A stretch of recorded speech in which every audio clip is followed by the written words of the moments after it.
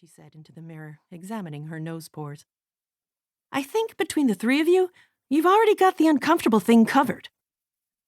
I opened my mouth to retort, but nothing came out. It had been many months since my discharge, and I still didn't know how to tell Tilly that I'd never been more at home than in the hospital with Matt and Misa. She watched my shoulders droop in the reflection of the glass, then turned and threw her arms around me. "Hey, I'm not saying it's a bad thing," she mumbled into my shoulder. "You'd have killer small talk for cocktail hour." "Who needs it?" I said, gently disentangling myself from her grasp. "I'm sure everyone will be busy gossiping about the whirlwind engagement." "I guess there's no established pipeline from involuntary commitment to marital commitment, especially in the span of a single year." "Most of the guests only know half the story," I said. "Misa didn't even tell her family where they really met." Tilly arched an eyebrow. "So you're just gonna show up as a physical manifestation of their biggest secret?" I gestured helplessly toward the bottle of mouthwash. "Like I could even make it through the flight without having a total breakdown.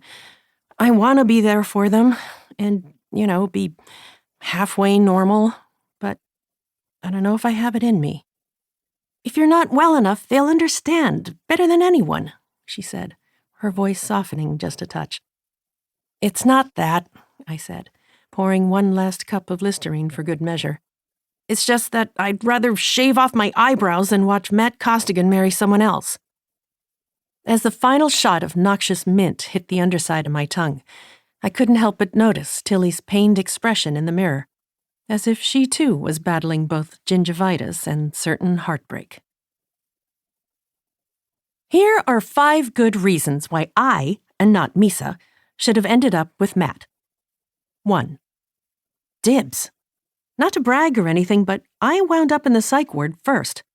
On night 1, Matt rolled into the hospital with bandages wound around his forearms and a crooked smile that lit up the ER. Ruggedly handsome and built like a teddy bear, he wore 2 hospital gowns tied together at the waist for comfort. "I'm making a fashion statement," he said when he noticed me staring from the cafeteria. He was the first shiny thing I had seen in such a long time, and I wanted to scoop him up like a magpie, take him back to my depressing white hospital room. 2. We can laugh about anything. "What are you in for?" I asked, like I was auditioning for Prison Break. "I decided to play my last live show yesterday," he replied breezily. "Only problem is my band interpreted last as hang up your guitar and not slice yourself open after the encore. Bit of a miscommunication on my part, I guess." I nodded emphatically. "Semantics, am I right?" 3. But still get to the heart of a conversation. I told Matt how I threw myself, winter coat and all, into the swimming pool where I taught little kids how to blow bubbles, just to see if I would sink. "I only did it because I thought I was immortal," I explained. "Well, I don't know about that," he said, his eyes crinkling. "But you must be pretty tough to wind up here the first time and put a good spin on it. That's a different kind of endurance, if you ask me." 4. We've always made a great team. "Lucy does the best blood work, but Mark does a mean Robert De Niro impression," Matt explained as we sprawled across the common room sofa. "So it's all about what you want out of your tax dollars." "You sure know your way around here," I said. He grinned wryly. "I guess you could call me a repeat customer. The last few years haven't been the easiest." He scratched at one of his bandages. The first time I landed here, I thought this place would change my life, that it would be some symbolic turning point. But after this many failures, I guess it just feels like I need to shake it up somehow."